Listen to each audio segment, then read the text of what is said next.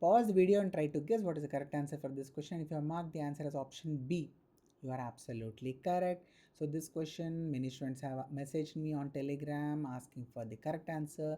So a pregnant woman, okay, syphilis was positive on testing. She is having her ANC checkups. So examiner should have given one more point. What is that? What is the most likely type of syphilis? That is whether it is early syphilis or late syphilis, because the dosage of the benzathine penicillin is going to change. The drug is going to be the same in early as well as late syphilis, but the administration is going to be different. So if it is early syphilis, we are going to give the medication 2.4 million units as IM, as single dose. Whereas if she was having a late syphilis, then we should administer it as 3 weekly doses of benzathine penicillin, 2.4 million international units.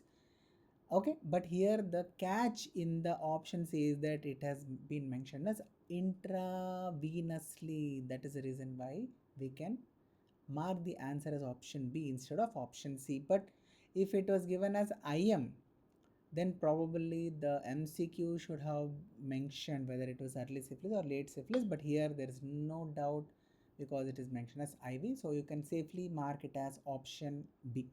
But in the exam, try to see what is the examiner giving, whether it is early syphilis or a late syphilis.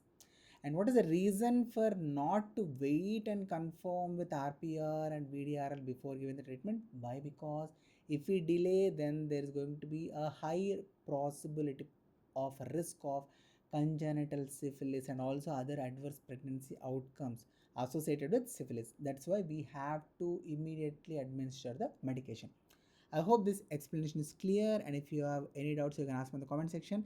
If this video is helpful, please hit that like button and do subscribe to my YouTube channel. Thank you so much. Happy learning. Bye bye.